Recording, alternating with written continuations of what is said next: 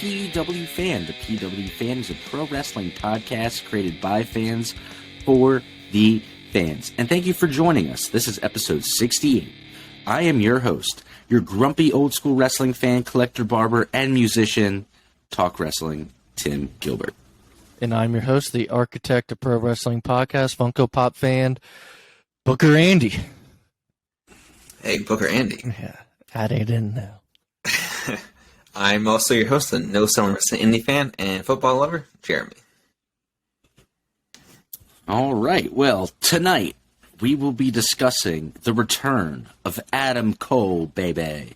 The Elite's title win, Kevin Owens versus Sami Zayn, and more. We're definitely going to be talking some WWE stuff as far as the rumored sale, the return of Vince, Stephanie stepping down. There's a lot of stuff to cover. We'll get into that at the end of the show, so stick around. Plus, we'll do our classic show of the week.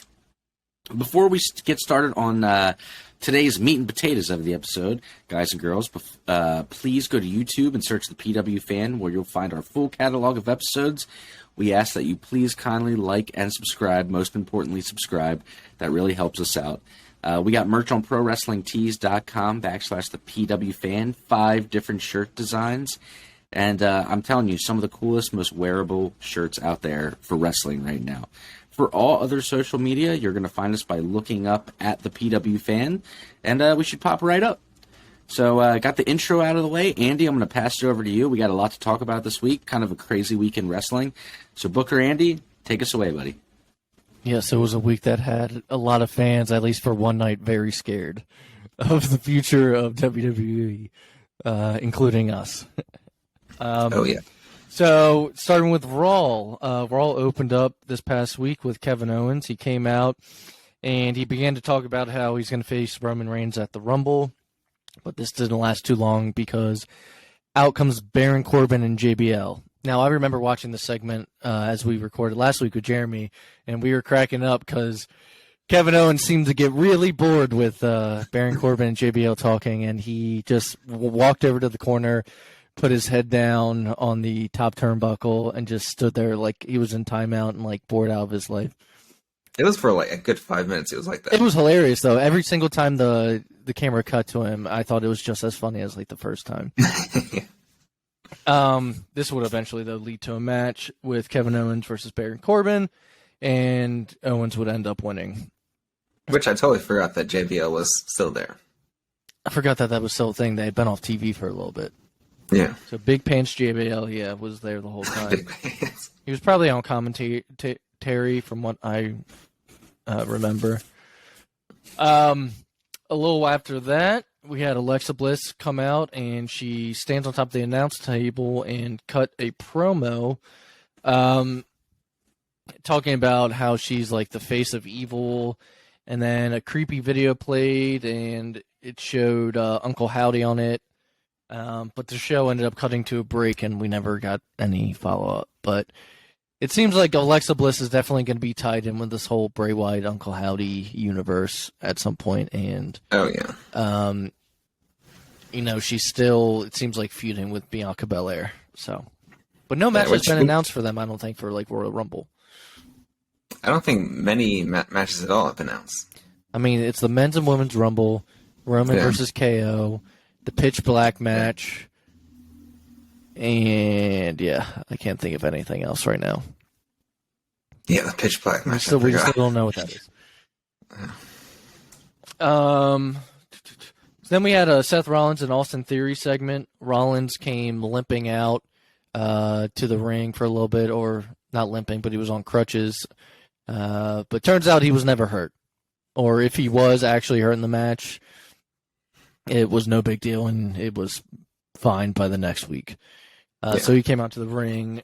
Him and Austin Theory had a little back and forth, and then while they're in there, Bobby Lashley ended up returning to Monday Night Raw and passed right by Rollins, came in, and gave Austin Theory a spear. Crowd was excited for Bobby. Which I get his appeal to some people. He still does nothing for me, but he doesn't do too much for me either. Yeah. So people are excited, and it looks like he's still going after that United States championship. We had Miz TV with the Judgment Day, and now Dominic has been to prison for a whole less than 24 hours. So he's con Dom. 24 hours. Don't worry, I looked this up, guys, before saying it, but he was dressed like a cholo, and I can say it, we won't get canceled. But he was, the top button, and hey, Andy's part Mexican, all right. That's true. And a cholo, you know what he reminded me of, though? Latino gang. Like, all right, it's fine. Yeah. You know what he reminded me of is, like, you ever see The Office when Michael Scott does Prison Mike? Yeah. Yeah, Prison that's what Mike. it reminds me of. Yeah, Dominic is now acting like he's done some really hard time, and that's his whole character now. And he came out bandana over his mouth. Yeah, over the face, yeah.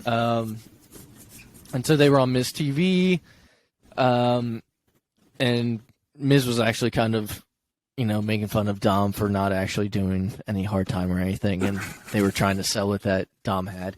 And Dominic's still not good on the mic. Sometimes it's kind of just like pretty awful. It's entertaining how bad it is now. But following that, while they were on Miz TV, I think he's gotten better. You think the heel turn was a good choice for him? I think, weirdly, I kind of like it. It's almost like he's so obnoxious, I kind of just hate him. Like, he just looks like an idiot. It kind of works. You mean, like, so bad? Yeah. So bad. Yeah. It's, like, kind of works. So bad, though. Yeah, I read today, actually, speaking of Dominic, that he was told to smile more when he was, like, a babyface. And that always comes off as, like... like you're 7? No, not insincere, I guess.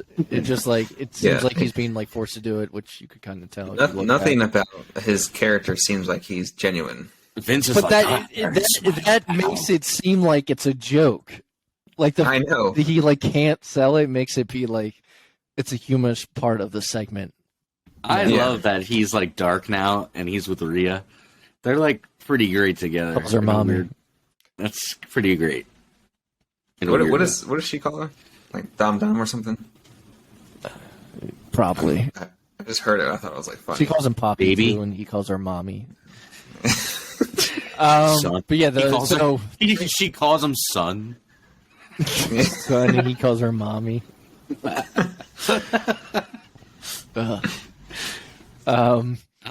So yeah, during Miz TV, Carl Anderson and Luke Gallows came out, and that started the first match of the.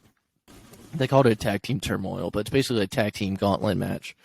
Yeah. And in the end, Judgment Day ended up winning the entire gauntlet match. So now we're having the Usos feuding with the Judgment Day, which I kind of like.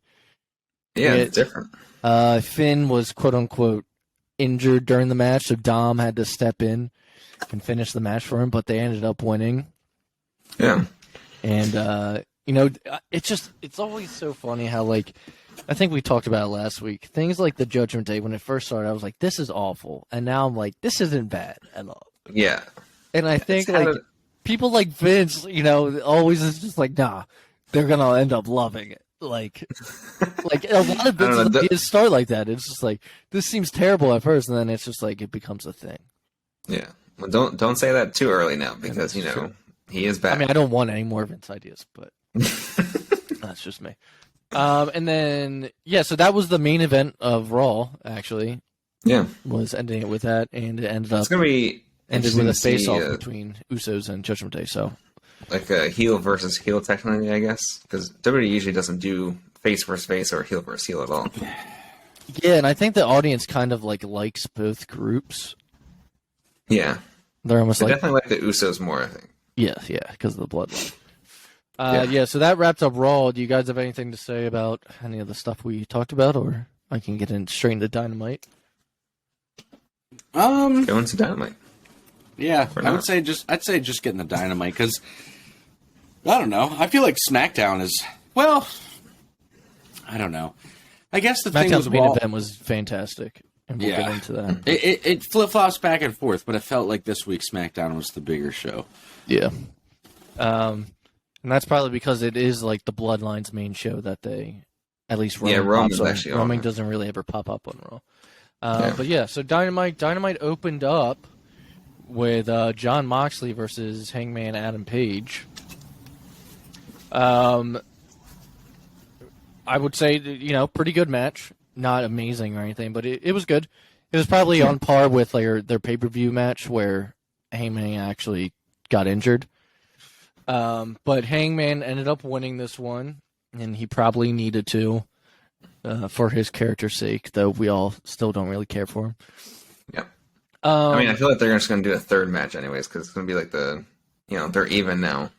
Well, I'd read Hangman fucked up Moxley's nose with the lariat. I was thinking that was just story because they made it seem like Hangman got hurt. Like Hangman got hurt for real, and then now they're making it. Moxley made it seem like he was really out of it afterwards. Something was going on. So it's probably. I feel like that was just more storyline. Yeah.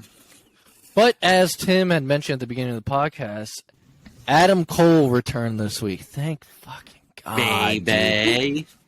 So apparently, it's 100% true that if you had read on Excalibur's sheet for the segments while they're out there, it said for that segment to be decided, which was apparently 100% legit.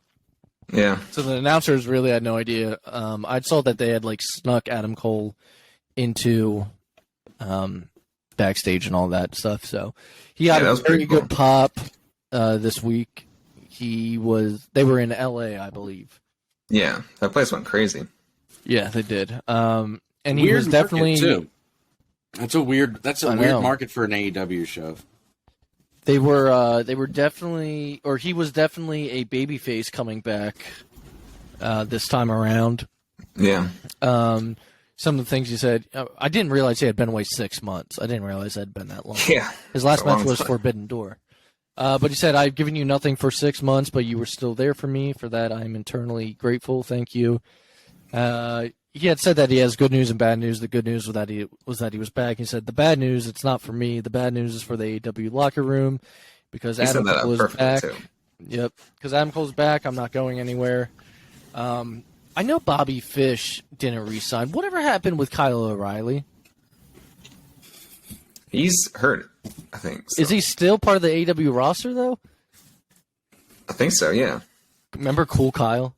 Cool guy Kyle from NXT? Fucking awful. Bobby Fish is out somewhere kickboxing and going on an anti-vaccine campaign. I was going to say conspiracy theories. And yelling at people during indie shows and the crowd and talking shit to them. It's and then wanting to fight CM Punk. Actually fight him. He thinks he's best friends with Triple H too. Just chill, dude. But I love seeing Adam Cole back. I think the show really needed it. Mm-hmm. As much as they say that they've been doing fine, it just makes it even better. Whether it really is doing fine or not. I think AEW can benefit from Adam Cole being back, and I hope they finally book him nicely. Just book him as a singles guy. You don't have to put him with the team and all that, and the elite. Yeah, no, I think they're finally past all of that. Thank God. So that was I think the biggest moment on Dynamite was that, except for the main event, depending on who you talk to. Bryan Danielson coming up next versus God. I always mess up. Don't be MJ. I always mess up the first name. I think it's Konsuke Takeshita. Yeah. Yeah. But MJF comes out before Danielson and he cuts a promo.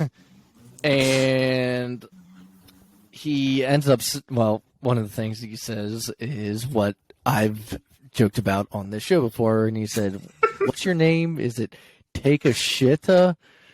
Which clearly he watches the podcast. Okay. So I wanted to bring this up. Hot button issue here. So you wouldn't think but I guess people can't take a joke. I mean, MJF's a heel. So I'm in a Facebook group with like wrestling fans, and there was a guy. Already. Yeah, right. Well, this one's for the Major Pod group. It's for action figures. Oh, right. But a guy was very upset in that group about it. He was like, "So we're just saying that racism is funny now," and like all this stuff, and I was like, "All right." I was like, "He's a bad guy. That's the point. And he's supposed to make you bad." So that's a problem, but not talking about Brian Pillman's dead father and. Well, that's fine. Yeah, of course. Yeah. But got it. The interesting thing, I think, it's more like better than what I guess WWE used to do in like the 90s and even now. It's almost what blackface. When well, they would. They would. He's not wrong. They literally would do that. I was gonna say they always make the foreign guy because he's Asian, they would make him the bad guy, and just because MJF looks like a white guy, is that he would be the face. Right. Yep. But now it's the opposite way around. I don't know if pronouncing someone's name purposely wrong is racist. He's pronouncing it how it looks. He broke it up into 2-3 words. He was definitely pushing that button because when he said "speak American," I was like, "Oh." Yeah, I agree. He's like, "Don't listen to these people in this country. We speak American." Yeah. Or Takeshka said something in Japanese. Yeah. I like it. I like the dark heel, but me too. Clearly it's working. I mean, that's the thing. Like, people are like, "Why isn't wrestling like the old days?" I'm like, okay, but then as soon as somebody starts doing something like the old days, people are like, "Whoa, whoa, whoa, too offensive." And I'm like, I mean, that's barely anything. Like Andy said, at one point, X-Pac came out in full blackface. Yeah. We've come a long way in wrestling. Right. Full black, it was dark. Like, really bad. Dark. It was bad. Well, who was he dressed up as? Mark Henry? And he had Mark Henry. A fat suit on? And he had a fat suit. He had a fat suit, black body paint, and an afro wig. It was so bad, though. I'd be surprised if YouTube even has that, as a clip you can watch anymore, to be honest. But MJF said, and I thought Danielson was a bad public speaker. Talking after Takeshita spoke in Japanese. MJF also insulted 2 celebrities that were there. Ken Jeong, as you might know from Mr. Chow from The Hangover, who I think he's always been a longtime pro wrestling fan. And Freddie Prinze Jr., as we know, is a fan. He used to help with creative in WWE during the PG era. Which I'm surprised MJF didn't mention anything about his time in WWE. Because of that alone, stay away. Stay far away. I don't want any of your PG shit ever. I had to live through that era, okay? I watched every single Raw, every Smackdown, every pay-per-view.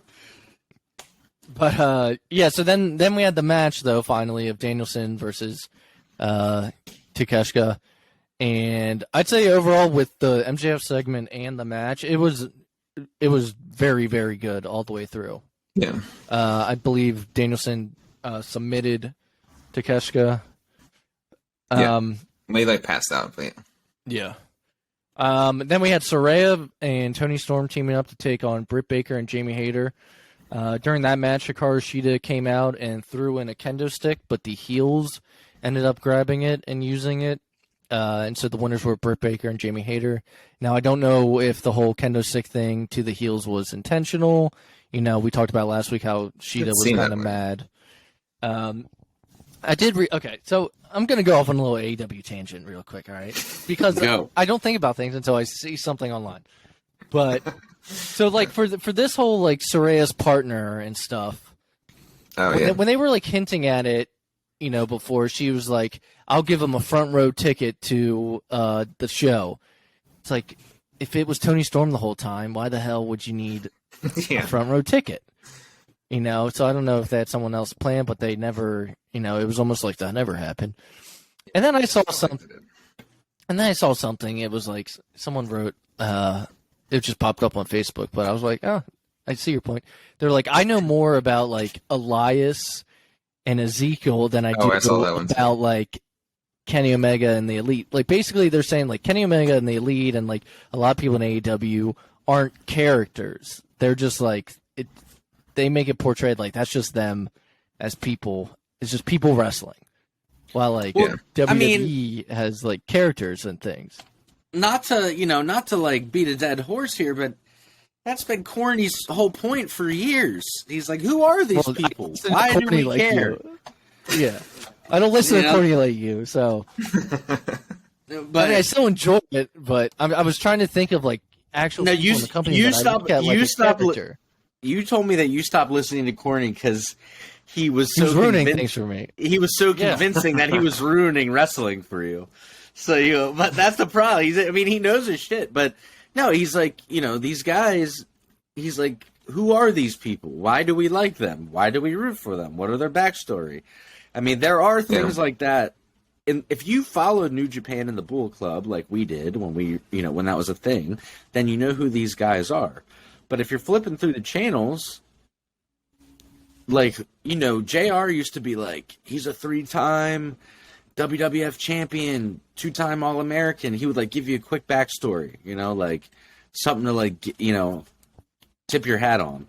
And I feel like unfortunately, it only seems like the actual, like, characters or something on that show is the JAS. Because it's like Chris Jericho is, like, a character. Like, and he has, like, a 10-minute promo to explain who everyone is. And then everyone else just seems like themselves, and they're just people that wrestle. Well, I would say I don't know if you guys remember when AEW first started, they were doing those video packages at first. Like, even for Cody, they had one. I think in the very first Dynamite. Yeah, they were trying to show people who these guys were. And then they just cut that. Then I don't know when that happened, but they just don't do it anymore. So after reading that, I was like, what? I have to read that. Now I'm gonna like think about it every time I freaking watch. Tony's busy right now. The Jags just won a playoff game last night. I cannot believe that game was so crazy. 0 at halftime, and then they win 30. And also, Tony's like, "See, I told you statistical analysis wins everything." He also has an English soccer team who's doing really well right now in the top flight league. So. Yeah, and he's got a professional wrestling company that's really pissing me off. So do something to fix it. I actually thought that the past two shows, like the two New Year's shows, I thought have been better than anything they've done in the past month. No. In all seriousness, the last two shows have been fun. And we haven't wrapped up the Saraya and Tony Storm, Britt Baker, Jamie Hayter stuff, but.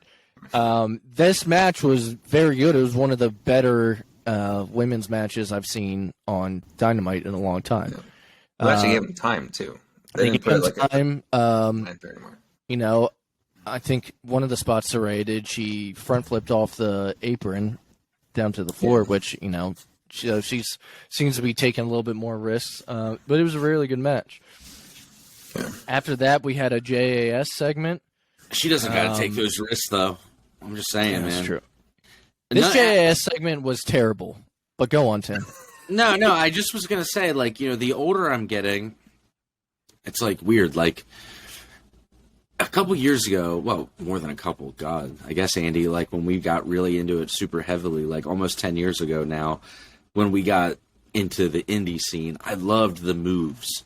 I was like, oh, yeah, the more the better. Crazy, like, Will Ospreay Ricochet match in Japan. Like, I was like, let's get it all going. And it's, like, weird. The older I'm getting, it's like, I see a guy like Hogan, and if you go back and watch stuff, it's like...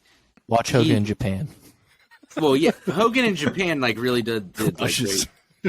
Yeah, he does awesome work. But... Maybe use a different example than Hogan. No, Hogan is the example I want to use because...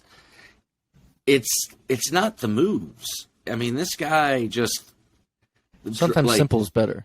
Yeah, just threw a leg up. As Triple H says. People were losing their mind, Like Gunther, when Gunther comes out, he basically just slaps the shit out of people, but it gets the same reaction that, a guy doing a 540 splash gets, It's just... I don't know. I think it just depends on how you present it, you know? Yeah.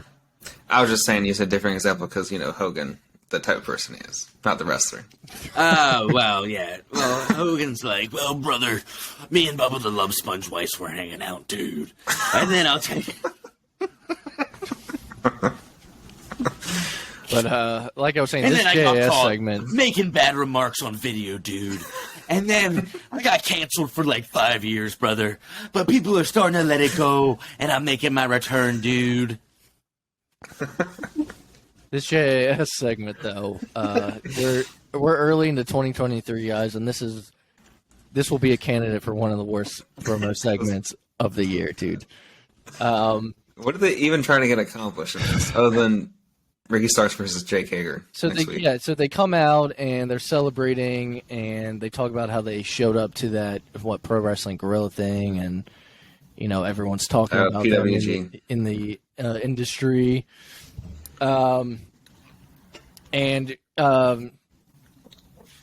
Matt Menard, whatever his nickname is, Daddy Magic, Matt Menard, talks about how he put Starks through a table, and Jericho talks about sending Action Andretti back to the Indies, but he didn't because he's still there. So then Starks and Action Andretti come out, and the back and forths were awful, for one. Even the guys that are good on the mic, like Ricky Starks, it was just not good. Action Andretti wasn't really likable. Ricky Starks, kind of fumbled over his words. And the most I think Action Andretti needs to head on back down to MCW, brother. Can take a couple more promo classes. You heard me. Well, Starks was talking about Jake Hager. Let me tell you this right now. Action Andretti ain't no Bro Keller. Shout out to Bro. It's true. Go Bro Keller. But Starks calls out Jake Hager and makes fun of him. He makes fun of his hat. And then all you see is Jake Hager grab the mic and he goes, I like this hat. And they've been making fun of his fucking purple bucket hat for weeks now. And that was the best part of the entire segment. It was Jake Hager saying, I like this hat. They're selling the hat now that says, I like this hat. It says it on there. See, but you know what's so funny? The dude wore a stupid hat on TV for weeks and said one sentence, and it got a bigger reaction than that whole segment. Yeah. So it was all, the entire thing was just to set up Ricky Starks versus Jake Hager. Yeah. And then one of the things Hager said, Tim, just, you're going to shake your head. He said, I'm going to slap your face all over your face. I did see that. I was like, all right. I don't know if he meant to say that or not, but I'm like, I'm going to slap your face all over your face. Like, doesn't make any sense. I was like, did you mean, in my head, I'm like, did you mean like The Rock? Like, I'm going to slap the lips right off your face? Like, that's a good one right there. But like, I'm going to smack your face on your face. Like, bro, that's not, that's nothing. That does nothing. Well, the main event of the show was the Elite versus Death Triangle. It was their final match. We all knew it would get to the 7th match. It was a ladder match for the Trios Championships. And as we predicted, the winners and now, I guess technically 2-time Trios champions, the Elite. What do you think of this match? I thought it was really good. Kenny Omega did a one-winged angel off the ladder horizontal up on top of the ropes. Well, I just wanted to say I thought the match was really good. I figured that the trio of the Elite was going to get the titles back. And I don't mean to glance over this match because obviously it was a big deal. I will shut up if we're going to come back to it a little bit. Are we going to talk about the Will Ospreay Kenny match? We talked about it last week. Did we? Yeah. Did we really get into Wrestle Kingdom? I really, but like I really went back and watched it. Did we talk about how like insane that match was? We talked about it to an extent because I was the only one that had seen it. Yeah, like now I've gone back and watched them. Those guys did every move that you can possibly do in a wrestling match. And I mean, I felt bad for Jay White and Okada afterwards because they had to follow that up. Well, if there's two guys to follow it, those would be the two guys. Yeah. So, so, I mean, if you want to give your input now that you finally saw it, sure, go. No, right I ahead. just wanted to say real quick, and then we'll get right back to that match. Thought it was a crazy match. I know, obviously, like, you know, I love Jim Cornette. I know but I believe it or not, I don't agree with everything he says. For a modern style of wrestling, I thought the match between these two guys was incredible. I mean, I don't think you can do matches like that all the time because it really does do like every single move, and it's like, what else is there to see? You know, it's like I think Cornette actually liked this match. Cornette likes Kenny in Japan. No, he said that's funny. He said, well, he was in true Cornette fashion. He said, "I've never seen anything like this. These two guys beat the ever living shit out of each other, but they made it look fake and phony the whole time." It was like almost a compliment. It's like almost a compliment. Yeah. But no, I really like the match. But anyway, back to this. Yeah, I mean, I thought it was going to be only a matter of time before these guys, you know, they're through their punishment now. They were supposed to have these trios titles the whole time. I mean, realistically, I really think that this division was almost curated for them, you know, to do this. Yeah. So. Well, it was probably their idea to bring in the Trios Championships, which were already a thing in Ring of Honor. Yeah. Well, I mean, they do have plenty of trios now. Yeah. They have a huge fucking roster. Well, it makes me wonder: is that what the point of like having like I love factions, like I love Evolution and NWO and DX and Four Horsemen and like even like a Straight Edge Appreciation Society, like some, you know, more current day stuff from a few years ago, but like too many is too many. But it makes me wonder now, like, did you have all these factions because you were going to do this or were planning on it? There's going to be the Quattro Championships. No, we don't want that. Just we don't do that here. You just stay. You keep that at home. Do that. Don't do that. We don't do that here. Okay. Let's get. That's gonna be my shirt. It's gonna be Talk Wrestling. Tim go on the back. It's gonna say, "We don't do that here." So let's get into SmackDown. Tim, you were talking about Gunther earlier. SmackDown opened up with the match that I guess people, or some fans at least, have been waiting for: Gunther versus Braun Strowman for the Intercontinental Championship. This match actually won a while. Yeah, I was surprised, not for Gunther, but for Braun Strowman, and they did a very good job with these two. It went probably like 20 minutes or so. It was pretty good. But it was a good match. I was greatly surprised by Strowman, considering of like when he first ever started to now, and it was the crowd was really into it too. But Gunther ended up retaining and is still your Intercontinental Champion. Then backstage, we had Paul Heyman telling Sami Zayn that Roman wants him to face Kevin Owens alone tonight. He says, what better way to prove yourself than, you know, taking him on by yourself. Rey Mysterio ended up coming back from, I guess, injury. Or at least storyline injury. I don't remember if he was actually hurt or not. Yeah, I think it was storyline, right? But Karrion Kross has kind of been going at him for a while now, and Karrion Kross and Scarlett come out. Kross ends up cutting a promo. He says, "You need goals or else I'm not sure how you would peel your old ass out of bed."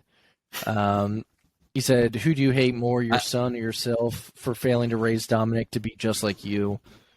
Okay, I was going to take that back. For the first part where he said, "You need goals, that's the only way you can pull your old ass out of bed," I was about to say, yeah, I can relate to that. But then as soon as he said, but then as soon as you said about his son, I was like, all right, never mind. Yeah, I can relate to that. No, I was I don't relate to that part. I don't relate to that. Who do you hate more? Who do you hate more, your son or yourself, for failing to raise Dominic to be just like you? Do you guys think? Sorry, I was going to ask this. Like, for Karrion Kross coming back, do you think he's been one of the more disappointing ones that Triple H has brought back? Because I don't feel like he's done much at all. Yeah, I do, because him and Scarlett as the package really should have. See, when he came in, I thought he was going to be like this, like assassin, where he was going to come in and basically almost do like the Uncle Howdy character, where you're just like, like coming out, you're beating the shit out of people. I love his entrance music. His entrance is fantastic. Yeah, But dude, cool. you can have the entrance and the package and the valet and like all of it, but it's like I don't know why it's not connecting. Like it feels like it should. Also, he has backstage heat apparently. Does he really? Oh. Yeah, he has heat with other wrestlers because he shaved his head bald for all that time, and some of the wrestlers were with thinning hair and such. Or now that he has beautiful long hair, are like, hey, fuck Okay, this stop. guy. You're not allowed to have this. Stop. You had me in the first half. Dude. Oh my god. Well, He is hair came heat. out this week. Hair heat. Came out this week. Hair heat. I don't know if you ever saw his Lucha Underground White Rabbit character, but he came out this week with like the long black jacket, white dress shirt, and a tie, which was similar to his look as the White Rabbit. That's right. Yeah. Lucha Underground. But Rey Mysterio tried to put a 619 on him. Scarlett tripped him, and which allowed Cross to put him in the Cross jacket. And Cross said, "I've been waiting for this for over 10 years to get you." I guess that means they're talking about his time in Lucha Underground.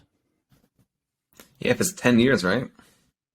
I mean, I don't know how long ago Lucha Underground came out. Tim might know, but Tim A actually lot. watched it. Do you remember seeing did. Karrion Kross there? No, I I mean, loved I was so enthralled at that time with like seeing a guy like Karrion Kross. He wouldn't have like stood out to me because I was like, I just want to watch luchadors. Like I was like so hyped to like see all these different masked like That's where you saw guys, Prince like Puma and Prince Puma, and then they did the Dream Match where Rey Mysterio came back and he was wearing his like WCW gear and he was fucking jacked and shredded, and him and Prince Puma had a match, and like so, dude, Lucha Underground in its like prime was so. it's on sick. Netflix. Yeah, I would watch it on Netflix. Yeah, it was like a season. It was like considered like a season, like episode 1. Yeah, they did seasons. Yeah, they did some crazy stunts in that show. Like Johnny they Mundo? jumped off a like side of like their building and like wherever they filmed it in, and they would like climb up on like the stairwells and all that. I was like, Was it ran by Conan? Um, Or was I he like believe- the general manager, like the GM, like on screen? I think he was. Conan. He was involved in it.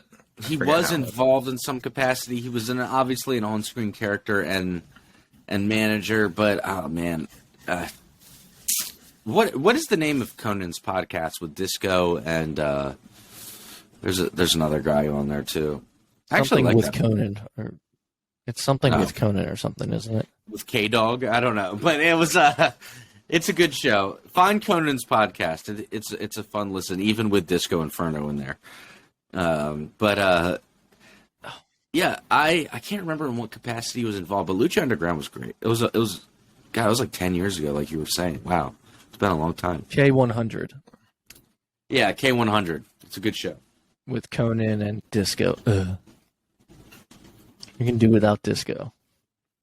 What did Eddie Kingston say that one time about Disco? He was like, you ain't bad. He's like, Big Show told me about the time that he used to fart in your face. He's like, you ain't, he said, and then he just tweeted, you ain't a man. He said, Big Show told me about all the guys used to roast you and fart in your face. You ain't a man. And then I remember hearing that, and then Brian Lass from Corny's podcast read that one time, and he said, and that, ladies and gentlemen, is why we need more people from the Northeast cutting promos.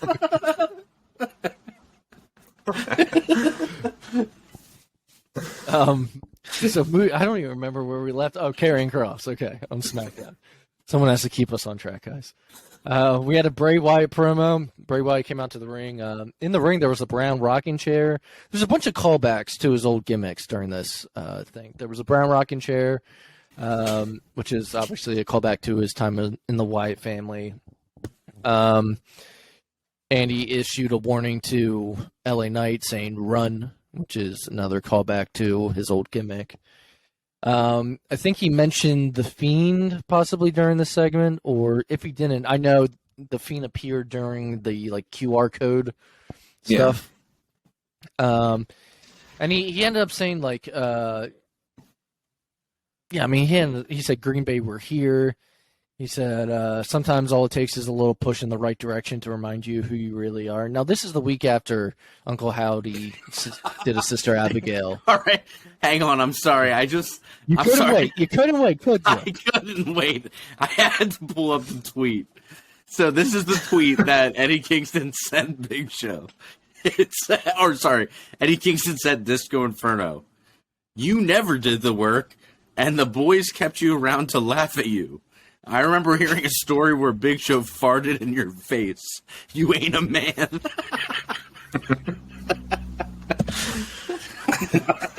God. And we're back. All right. So Bray Wyatt said, Green Bay, we're here. He said, sometimes all it takes is a little push in the right direction to remind you who you really are. Which I guess the push was from Uncle Howdy coming out and doing a Sister Abigail to him. He said, I am the color red in a world full of black and white. He said, I am the eater of worlds. I am Uncle Howdy. I am him. He said, I know who I am, but who are you? When the lights go out, you should run. So he's kind of calling himself all the things, even though we saw Uncle Howdy as a separate person. And we still don't know what the French fried titty fuck any of this means. I'm hoping something comes together more at the Pitch Black match at the Rumble. I am so confused, but I hope so. I'm very confused, and then I gotta say, the Mountain Dew match, I'm like, come on, bro. He's been back since Extreme Rules and has still not had his first match. He's been back since Extreme Rules. I don't know what's happening. I know. Yeah, it's too cryptic. And also, did you see the rumor about it's going to be Bray Wyatt versus Uncle Howdy at WrestleMania? No, I didn't see that rumor. So it's that confuses me even more. Uncle Bo. Bo Dallas. Oh. So moving on. Sonya Deville attacked Charlotte Flair backstage, hoping to get a rematch because Adam Pearce denied her one. And then our main event was Kevin Owens versus Sami Zayn. This match was awesome. As always between those two. Yeah. If you've ever seen one of their matches before, it's always good. And this match was really good. It started off with Zayn refusing to shake Kevin Owens' hand. By the end, though, the whole match was great. The winner, though, was Owens because of a disqualification because the bloodline did coming out. That doesn't sound right. The bloodline ended up coming out. Yeah, the bloodline did come. I don't know how to talk. I don't say that. So the bloodline attacked, and they end up. Their last move on him was when it comes. When they come, they table. come. You know, when they come, they come. The point is, after they attack, Sami Zayn. If you look at Sami Zayn seems conflicted about the whole thing. So again, seeds being planted. Sami, yeah, they showed him sitting there saying I was supposed to do this. Yeah, and they beat the shit out of his quote unquote best friend, and he almost didn't put up the one. With the bloodline at the end. So just see where it goes from here. But they're planting seeds, guys. Then we have Rampage, as usual. Quickly go through that.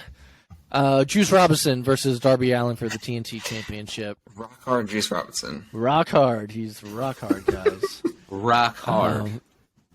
Rock hard, Juice Robinson. You got to get hard. Match was good. Nothing too crazy, I thought. Even though Juice Robinson kind of, I believe he dominated in the beginning and on the outside, but Darby ended up winning and retaining his TNT Championship. You've heard of the Hart Foundation, but have you heard of the Hard Foundation? All right. The Acclaim had a segment, and if you saw the leak, they actually messed up their intro.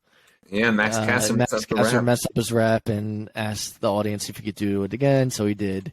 Yeah. And, of course, he mentioned something like, at least we didn't sell out for blood money, because the rumors at the time was that WWE had been sold to Saudi Arabia. But we'll get into that at the end of the show after Rampage.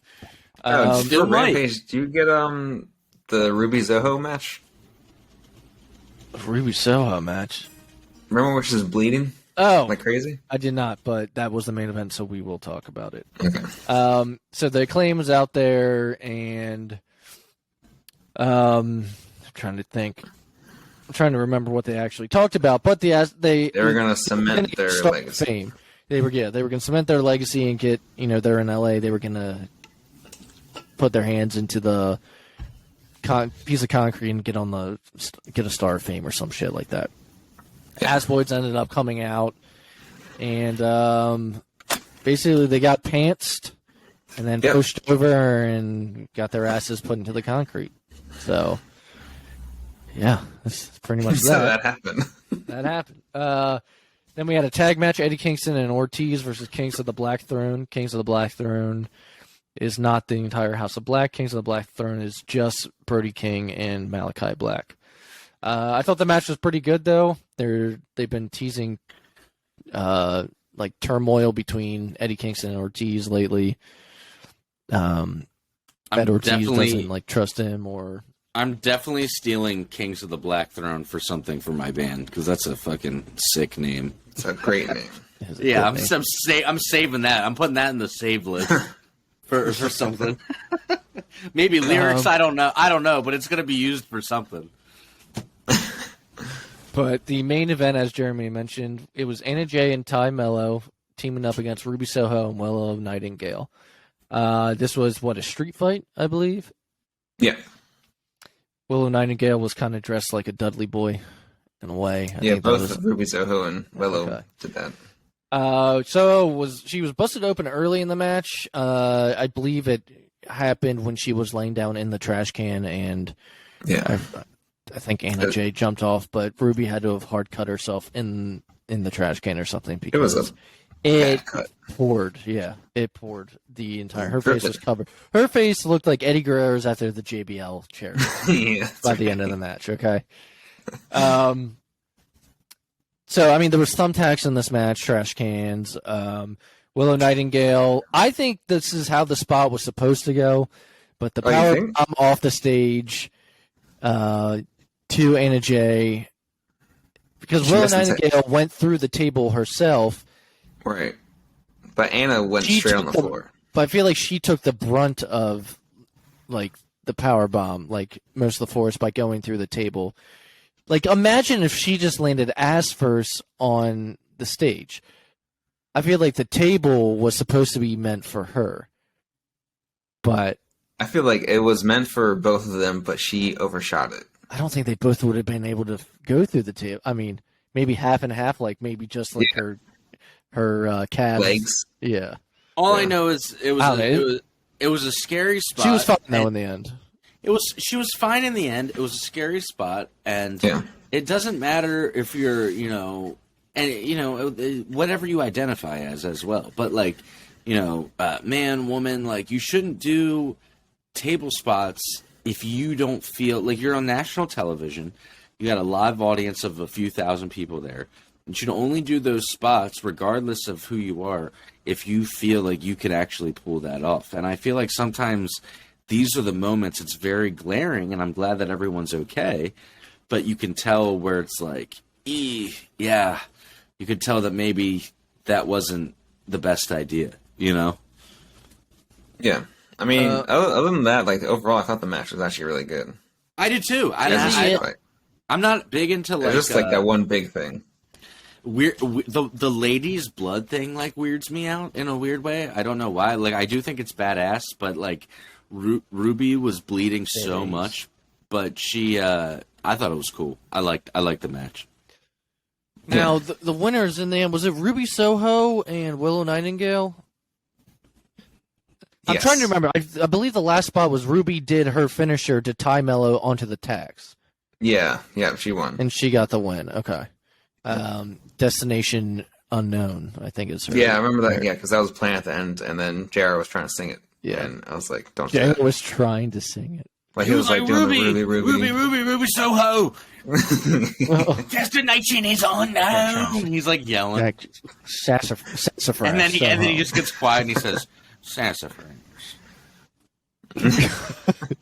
So that wraps up Rampage. Let's talk about the big story this week. All right. We talked about how Vince McMahon is back. Vince McMahon is an I think evil genius. He's gonna try to sell the company. Dude, he's an evil genius out there. Evil genius. All right. Yeah. Stephanie McMahon resigned from the company shortly after Vince McMahon said he was back. There are a lot of potential buyers out there. There's Disney. There's the Khan family. There's Comcast. The big one, and we all thought actually happened was Saudi Arabia. Mm-hmm. Comcast, NBC, and Netflix. Fox, Netflix. Now I have. Do you mind if I quickly just explain to some people why some of these might be an option? Is that cool with you, real quick? No, take over. I'm tired of talking. This will only take a minute. We'll talk about the Saudi Arabia thing in a second. I have my own conspiracy theory about that, and I'll just say quickly that Vince McMahon, he owned 81% of the shares or whatever, but it's almost a genius Still move. does. Yeah. If you can find a private buyer to offer so much money that the brand can't really if they're going to sell anyway, it's like make them an offer they can't refuse. And then the big coup of the whole thing is, and then we're just going to put you back in charge so you get your company back, basically.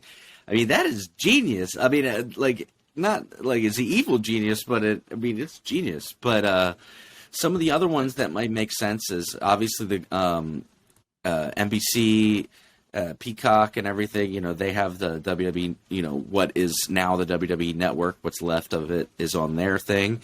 So that's obviously something that would be of interest to them. And the other one is Netflix, because Netflix is not suffering. I mean, they're still making a lot of money, I'm sure, but their numbers are lower than traditionally.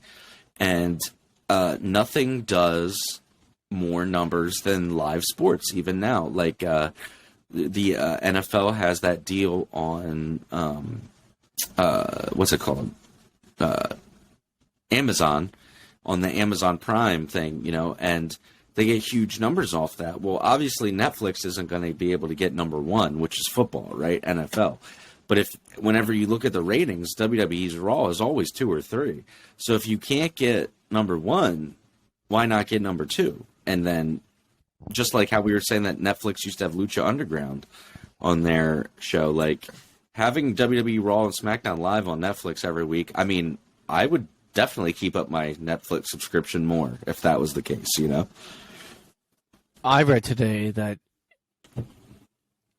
if they get sold, it might go back to $60 pay-per-views. I don't know if those are worth it, other than like the big four. You want my website? DM me, guys. All right, here's what we're going to do. You heard it here, folks. If it goes back to $60 pay-per-views, the PW fan is becoming an LLC, and we're going to write that shit off at the end of the year.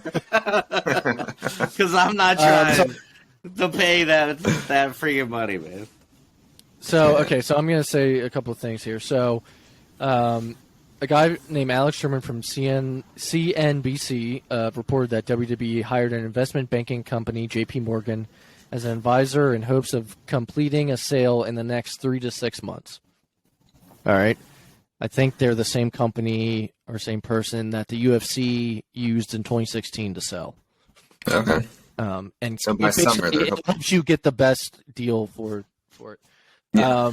He also named Comcast, Fox, Disney, Warner Brothers, Discovery, Netflix, Amazon, UFC owner Endeavor Group Holdings, and Formula One owner Liberty Media as potential buyers. Wouldn't that be crazy if like Warner Brothers bought it? Yeah. I mean, I'll say this, and this is the old school fan in me talking. I don't care who buys it. I mean, look, if Saudi Arabia buys it, that's like, fuck, man, that sucks. But, that's different. Yeah, that's like, and we'll get into that. But if any of these other people buy it, I'm fine with it. Just please put the video library like available how it is now on Peacock. Like, whatever you do, just please make it available so I can like still watch like old put it wrestling. on mindlessly in the background. Yeah, like please keep the old wrestling. Like make it available. My God. Yeah. This is why I never got rid of my DVDs. I'm about to buy a burner, and if this thing goes under, I'm gonna have to burn you guys all the footage Guys, from over the years. This is why I have a DVD rack. Yeah. You never There you go. Because they'll just take it. They'll just take it away from you one day. They'll just decide. They'll just say, "Oh, you don't need this anymore." So, as I'm reading here, it says both Stephanie and Triple H have decades of experience both as WWE executives and on-screen performers, perhaps making them ideal candidates to run the show. It is they're both possible. opposed to the sale. Yeah, it is possible Vince could press a buyer to keep him around as well, but given the allegations against him, it may be difficult for him to find an interested party. I don't know about that. I did read a quote. I believe this was posted by Meltzer, where it was said that they did meet.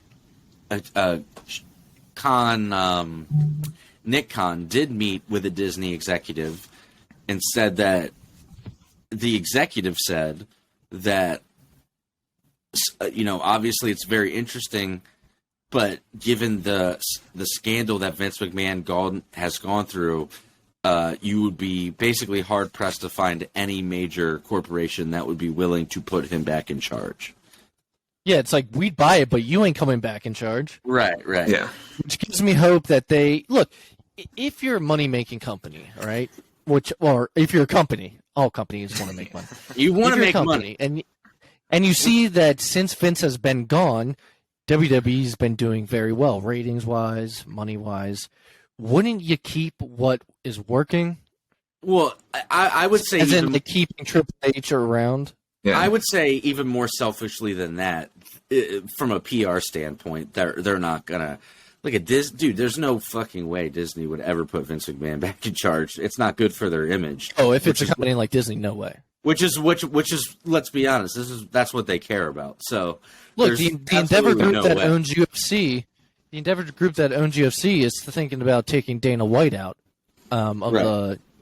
after his thing. So you really think that if they buy it, they're going to keep Vince McMahon? There's no way. There's no way. You're done, bro. You're done. Unless you get Saudi Arabia to buy that shit and put you back in control, like you're done. Vince is just trying to inject a lethal dose of poison. It's me. Dude, all I want to see.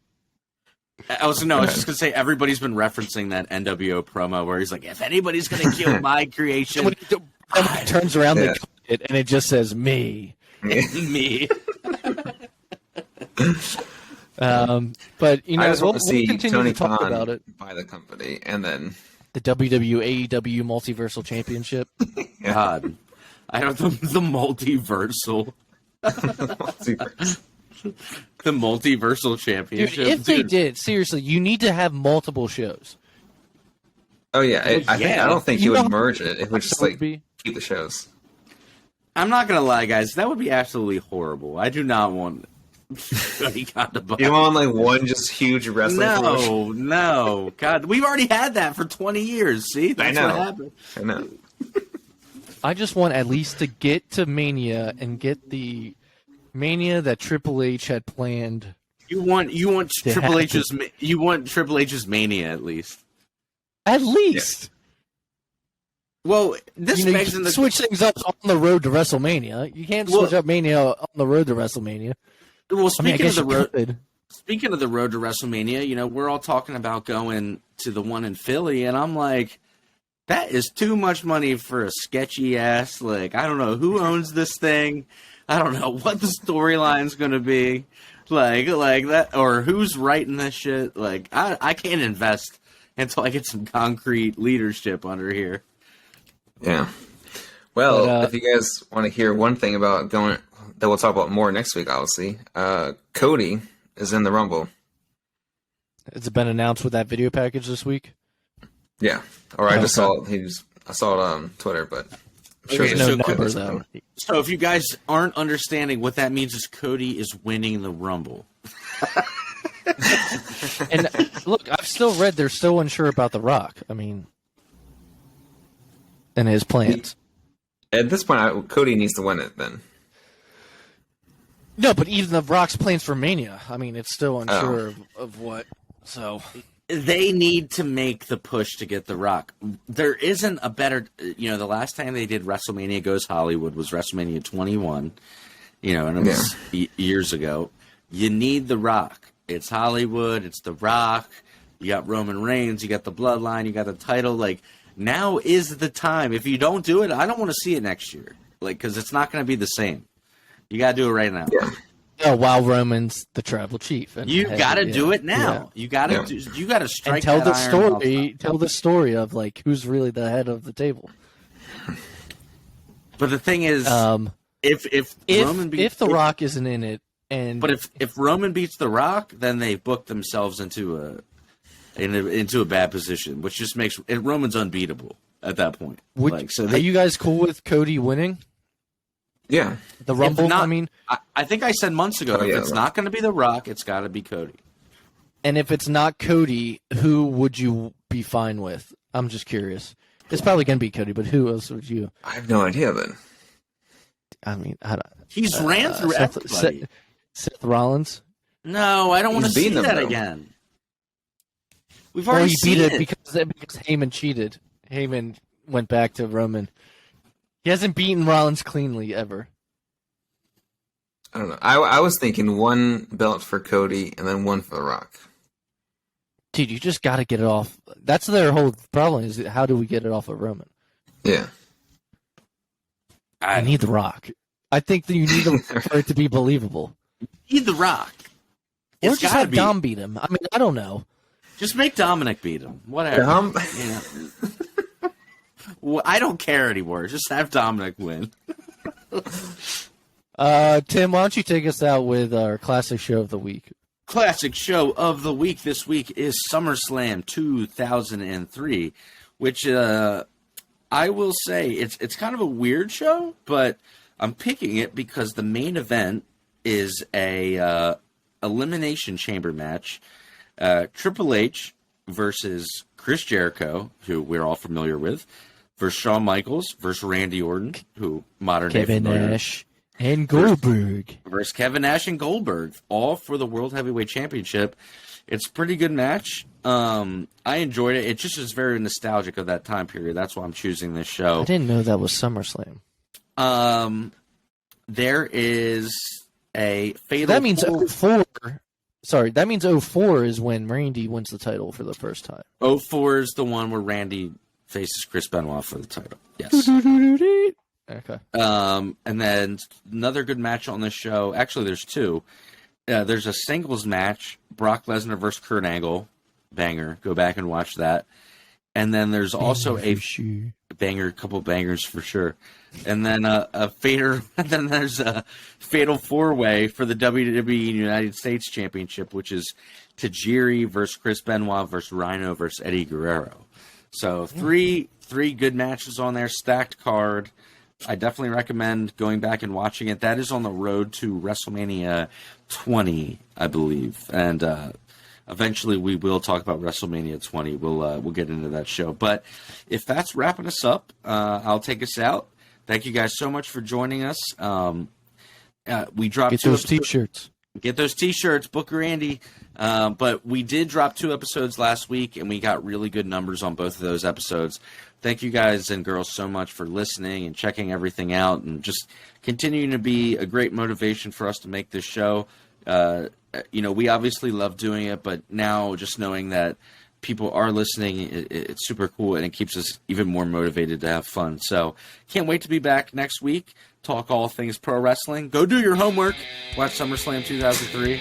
Bye-bye, everybody. We'll talk to you soon.